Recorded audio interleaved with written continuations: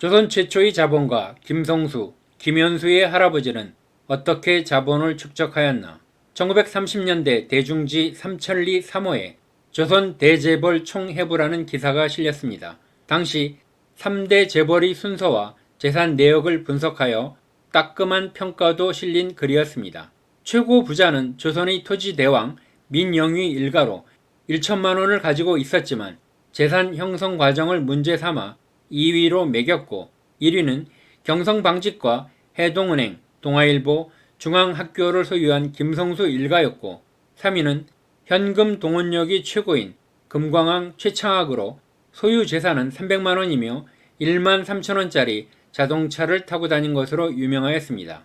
1911년 당시 시사신보는 조선의 10대 부자를 보도했는데 명단에는 민영휘, 송병준, 박영효 등 친일파들 가운데 유일하게 경주 최부잣집 11대의 최현식이 독립운동가로 기록되었으며 김성수의 친부 김경중도 그 10대 부자 명단에 포함되었습니다. 김경중의 아버지 김요협은 전남 장성 시골이 가난한 선비인 김명현의 삼남으로 출생하였는데 집안이 비난하였고 당시 장남이 가산을 세습받던 시절에 유산은 그나마 기대할 수 없었습니다.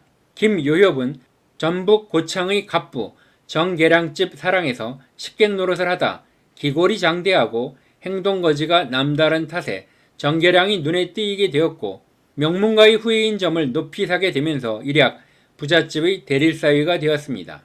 김요협은 신라 56대 경순왕의 후손이며 중시조는 조선 개국공신 김온이었고 조선시대 문묘에 배양된 18현인 김인우의 자손이었습니다. 당시 문묘에 오른 나라의 최고 정신적 지주들로는 신라의 설총, 최치원, 고려의 안양, 정몽주, 조선의 이퇴계, 이율곡 등이 있습니다.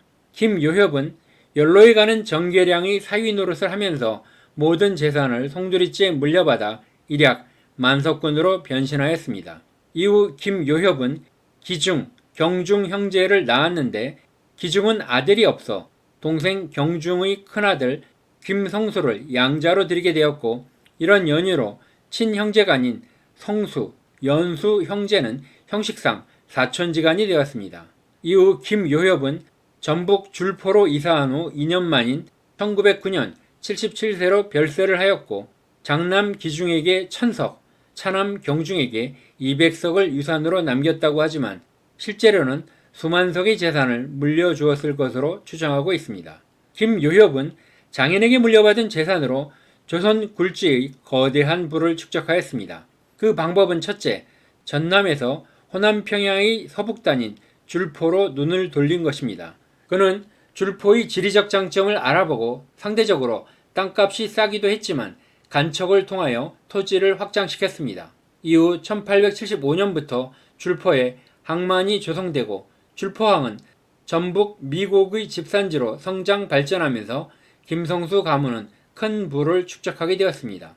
다음으로 김요협은 소장료 징수 방법을 달리하였습니다.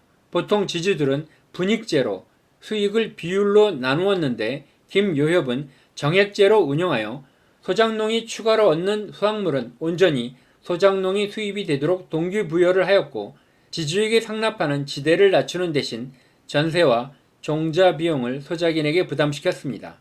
김요협은 소작의 세습을 인정하지 않으므로 지주의 이익을 극대화하였고 보증인을 세우게 함으로써 소작료를 안정적으로 거두는 방법을 시행하였습니다.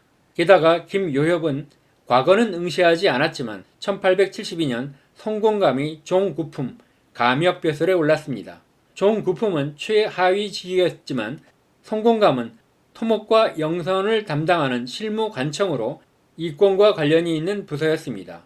이후 의금부 도사, 영릉참봉, 상소원 별제 등 명예직을 형식상 거치면서 사홍원 주부를 담당하였는데 사홍원은 대궐의 식재료를 총괄하는 기관이었고 주부는 실무를 담당하는 자리로 이권과 관련된 부서였습니다. 김요협은 이런 과정을 통하여 재테크 정보를 축적한 것으로 보여집니다. 이외에도 전남 화순군수, 전북 진안현감, 경북 군위군수를 역임하였고 정삼품, 비서원승, 종이품, 가선대부, 시종원 부경 등 왕 측근의 고위직도 경험하면서 무시할 수 없는 가문의 위강과 인맥을 확보했을 것으로 보여집니다. 김요협은 미래에 대한 안목을 바탕으로 장기적이면서 효율적인 이익을 추구한 인물로 평가되고 있습니다. 김요협의 이런 기질을 물려받은 아들 김경중은 대다수 지주들이 토지 매입에 혈안이 되었던 시절 오히려 토지 가격이 폭락을 예측하고 참고 기다리다 폭락한 시점에서야 토지 매입에 나서는 안목을 가졌습니다.